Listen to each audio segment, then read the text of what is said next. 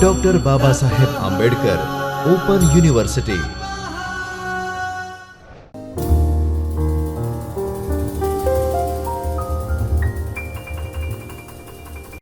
Namaskar.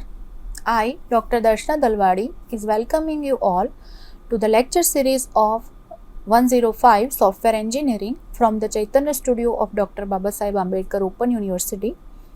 Dear learners, this is the continuation lecture of previous lecture. In that we discuss about Block 2, Unit 1, Software Measurement and Estimation. In this also we are going to discuss the remaining point of that unit only.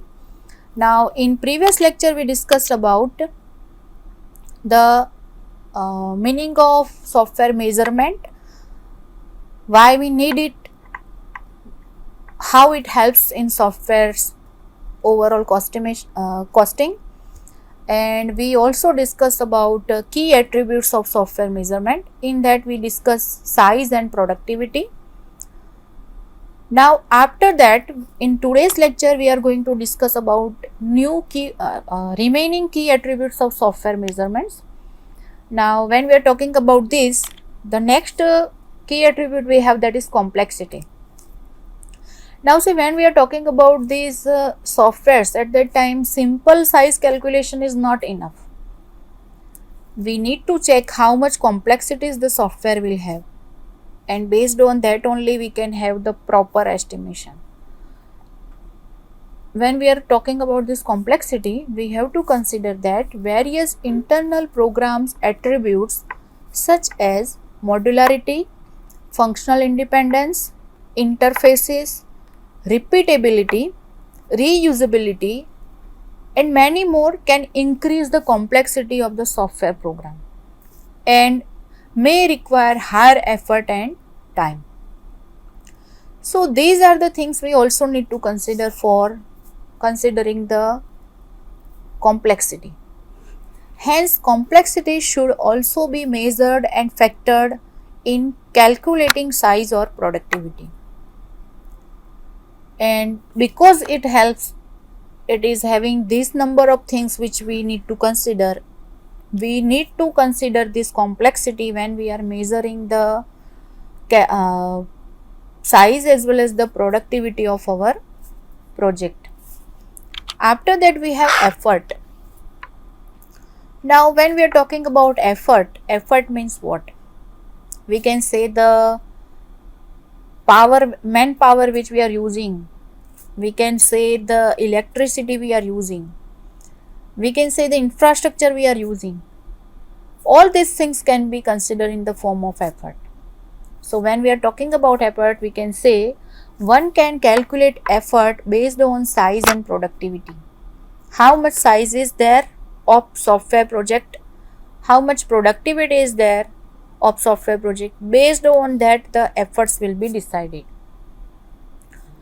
If we want to consider the effort, then we can say that effort means hours required is equal to what? Is equal to size by the productivity. Whatever size the project is there, we are dividing it by the productivity. What answer we will get will be the effort required to complete that project. So if the size of the product is, say, we can say 1200 units, 1200 units, and if the resources can produce 2 units per hour, we have 1200 units, and the resources which we are having are able to produce 2 units per hour, then we require, how much efforts we will require to complete this 1200 units? Divide it by 2. Per hour, whatever product we are having, production we have 2, that number we have to divide by the total number of units. So here we have 1200, per hour we are having production of 2 units, so we are dividing it and getting the answer as 600. That are the hours we require to complete overall 1200 units. So this is how the calculation of effort is done. Then after we have cost. Next key attribute we have, that is cost. Now what do you mean by cost? when we are having software product construction, it requires time of human resources, effort and cost. When we are talking about these three things, that is human resources we have, then we are having efforts, and we are talking about that costing, then these three things are having direct relation with each other. Means all these things are interconnected, directly they are connected with each other. So primarily cost of human resource per hour is considered as rate and is used as to calculate the overall costing. What we have considered here, we have considered that human resource per hour as a rate, and based on that rate we are calculating the cost. So how the costing will be calculated? Cost will be effort, which we have found in previous one, into rate. Rate will be in terms of per hour. Per hour, how much money you have to pay to the person who is working on this project. So that will be the rate.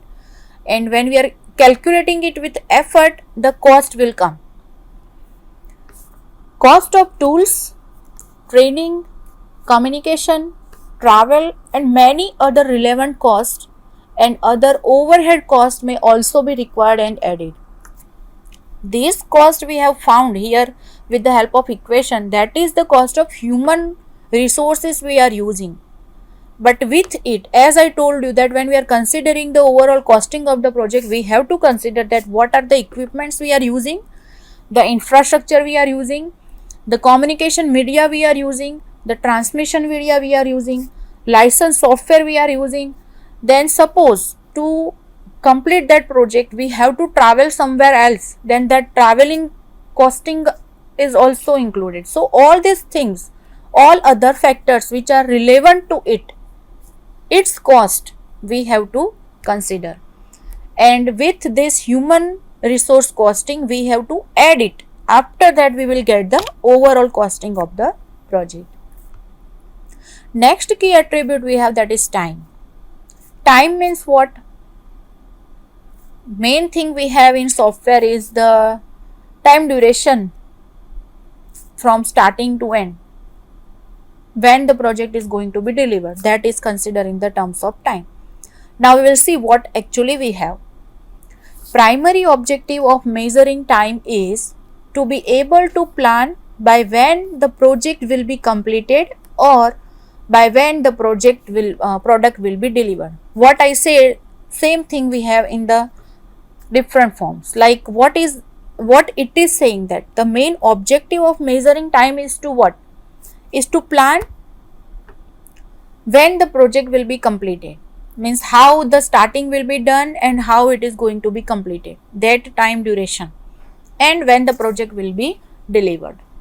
So initially time is measured in terms of number of working days and then converted into calendar days by factoring weekly offs and holidays falling during the period.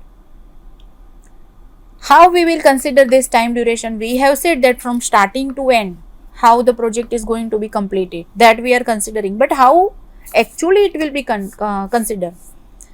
It will be considered, means it will be measured in terms of number of working days, and that working days will be converted into calendar days, and to get that number of calendar days we have to consider the weekly offs as well as the holidays during that calendar days, and after considering it, whatever time duration we get will be the time of your project completion. For our project we estimated that it will require 600 hours, which means suppose we have estimated that whatever project we have, it requires 600 hours to complete. It means what? 600 by 8.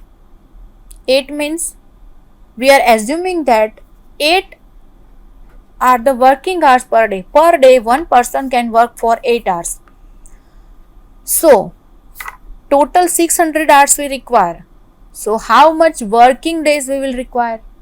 To find that, we have to use this equation, that is 600, that is total number of hours, divide by 8, that is working hour per day, is equal to 75 working days.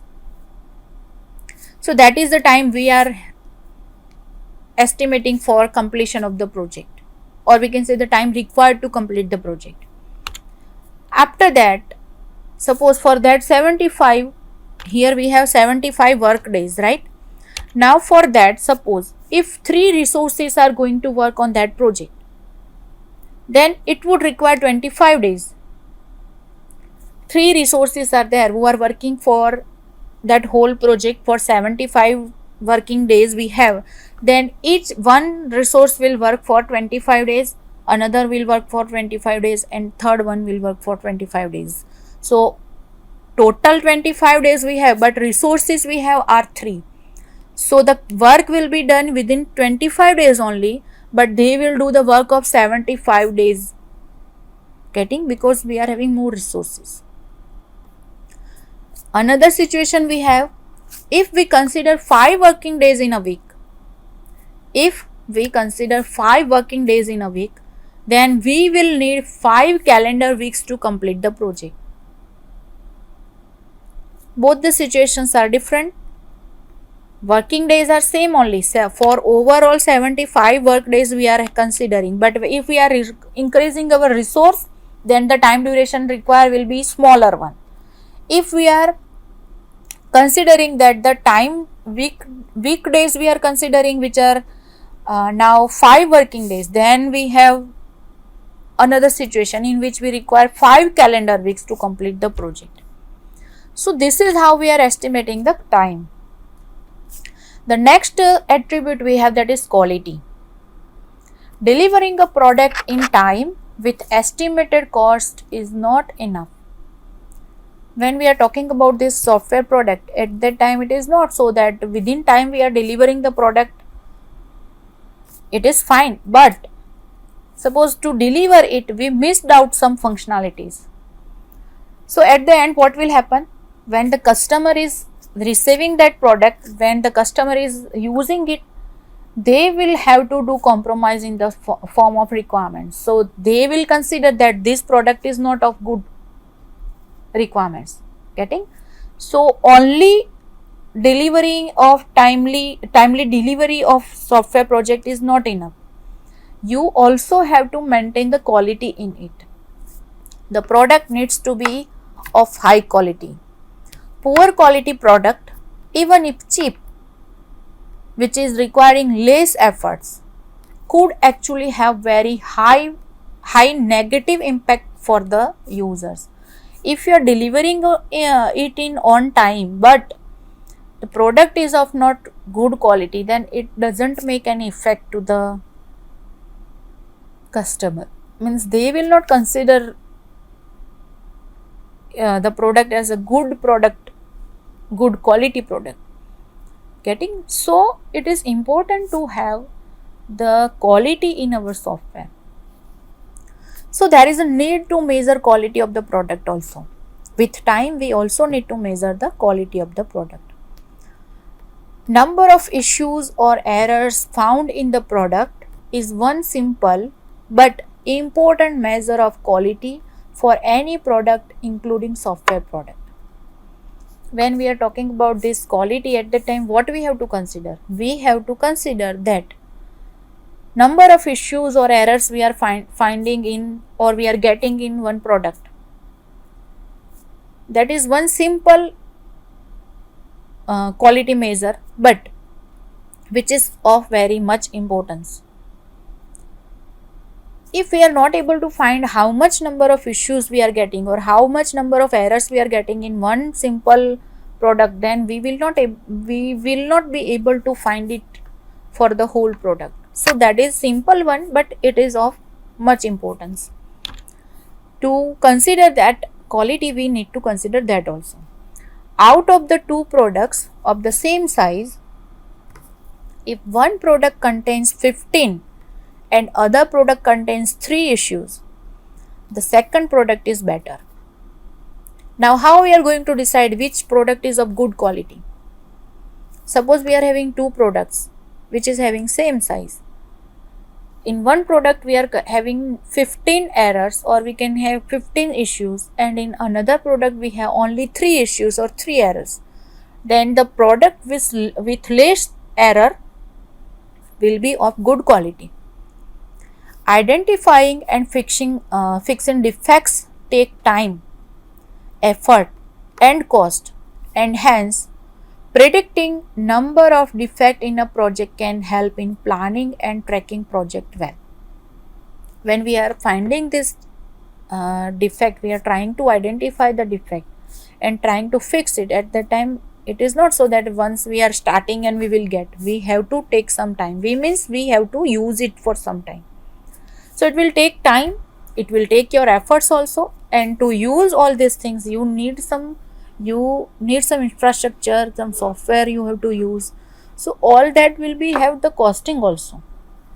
So it requires the time, efforts and cost, and hence you are getting the number of defects in a project. But it will help you in planning and tracking the software project well. The defects can be predicted based on past experiences, means from the past software projects. If you have taken some idea, then you can consider that in previous one we were having such thing, so it may happen that in our software we can have such things. So you can have that assumption also, means based on our past experiences also we can find the defects. We can predict that this type of defect can be there.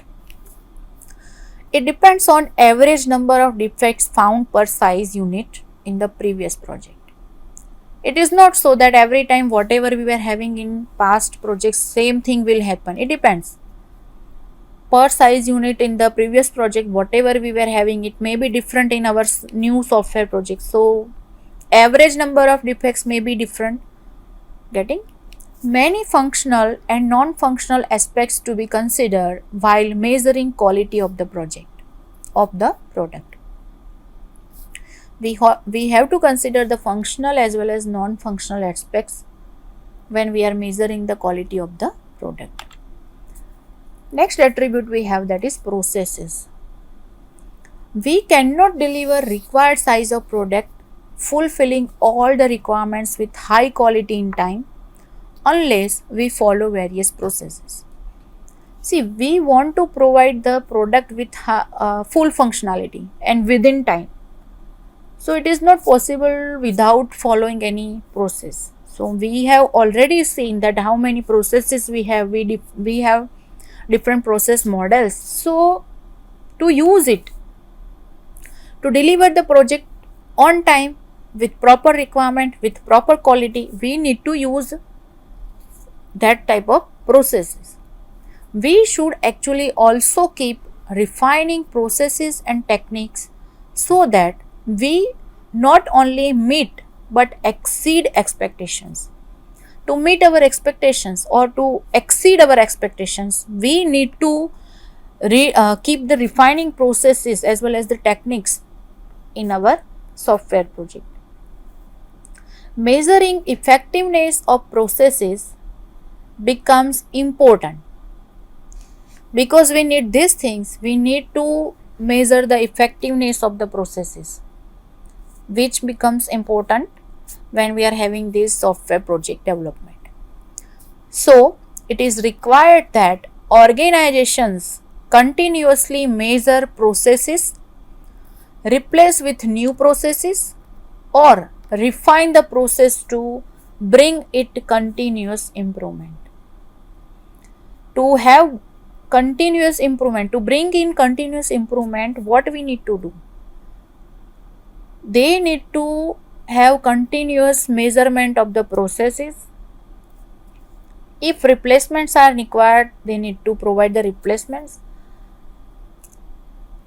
Refinements are required, then they have to provide the refinements, so that they can have continuous improvement in the process which they have used. At a minimum, the process should ensure that the issues or damages are reduced as compared to the past project. right now whatever process you are using, if you are applying these things whatever we have discussed, means you are applying continuous improvement in it, that it should give you that insurance to you that whatever issues or damages you are having are reduced compared to the previous project. For example, we need to modify our self review process so that percentage of defects identified during inspection increases as compared to the past percentage. So this is one example given to you that how you can do that. Then after we are having the next point of discussion, that is importance of measurement. Dear learners, up to this whatever we have seen is only the key attributes which we can measure. Now we are going to see the importance of measurement, that how the importance we have for measurement, means many things we are having. We are considering time, we are considering the efforts, we are considering the productivity, quality, how it helps us. When we are talking about this, it helps in many things. First one we have, that is taking decisions. Now how it helps in taking decisions? If there are two vendors providing software development services,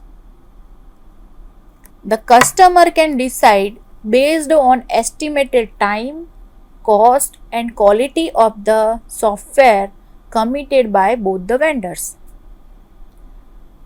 Apart from this software development, let me take one example of simple routine life. When we are trying to make any house or any infrastructure we are going to develop, at that time we are asking for estimation. Now estimations are coming from different vendors. They have to do same thing, but the way they are doing are different, and because of that they are having different estimations. So what we will do? We will check how much time it is taking, comparing time duration. How much costing they are taking, comparing costing. How much quality they are providing, comparing quality. So in routine life also we are doing say that thing. In softwares we also can have this thing, and this is where these key attributes are helping us to measure the overall software. Here one example is given to you, that if two vendors are there for the same software project, they are giving their estimation, they are giving the detail of timings, they are providing the costing as well as the quality also. So the customer can consider that which one is better according to their requirement. So this is how it helps. The decision may be taken based on many other parameters, but we consider main product related parameters for time being. Means it is not so that we will only consider timing as well as costing and quality. Many other parameters are there which are related to it, but for time being we can consider this type of parameters, these three parameters, and based on that we can decide, we can take decision that for which software product vendor we have to go. So this is where the key attributes are helping us. Key attributes means whatever measures we have seen that are helping us. Then after we have second one, that is planning. Now how in planning they are helping? Once the size, effort and timelines are known, one can plan the start and end dates of the project, as well as they can also decide how much resources they will require for the project, and they can prepare nearly accurate schedule. Once we have decided the size and the efforts which are required for the project, and based on that we have also decided the timeline, then the person who is working on that can have almost accurate schedule. Somewhat changes can be there, but it will be ignorable. So how they are doing this thing? If they know this thing, means the timeline they know, then they know the efforts which they require as well as the size they will have for the software. Based on that only they will be able to have this accurate schedule, and accurate schedule means the overall planning of our software project. So this is how it helps in planning. Then after we have third one, that is tracking. Tracking means what? You are tracking something, means you are maintaining record.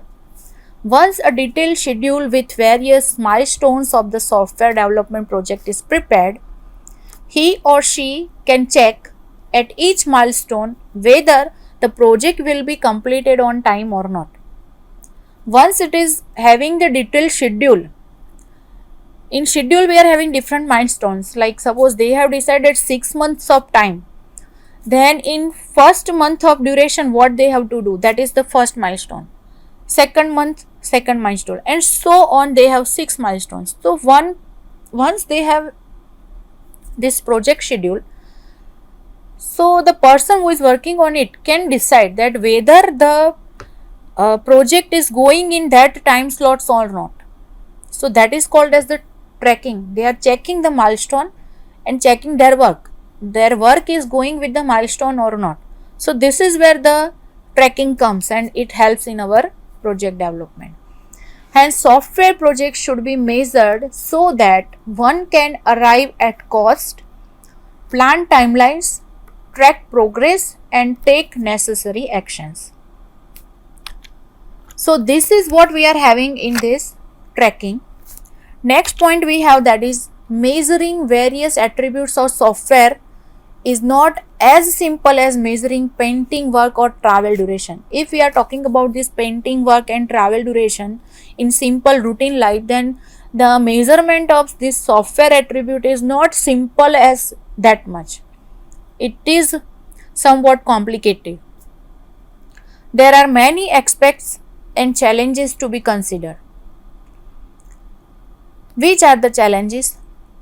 When we are developing software, we are not just transforming the physical object from current state to other state, but we are building something totally new which does not exist at all, and there is no measure currently available. So that is the first challenge we have. Second one, software is providing some functionality to the user, and same functionality can be provided by different approaches using different technologies and a different logic. In most cases, user may not be worried about those technical aspects. Users are not concerned that how you are developing, what you are using, which functionality you require. They just have concern with the result, means with the output. They may simply want best quality software at cheapest price as early as possible. The complexity involved and effort required for same functionality may be different for different technologies and approaches. So this is the second challenge we have. Then after, many researchers have tried but have not been able to develop comprehensive measure of software complexity. So one need to consider some parameters proposed subjectively, due to which accuracy may not be achieved. So that is the third thing we have as a challenge. Even after the software product is measured, there is no simple measure which says how much exactly it is delivered. We are measuring everything, but it is not so that whatever we have measured will be up to the mark. Sometime it may happen that we are not able to identify that how much exact things we have delivered to the customer. Many environmental factors can also be the impact, or can also create the impact on the work. So these are the software measurement challenges we have. Dear learners, we are keeping up to this in this lecture. Next thing we will discuss in next lecture. Up to that, have a good time. Namaskar.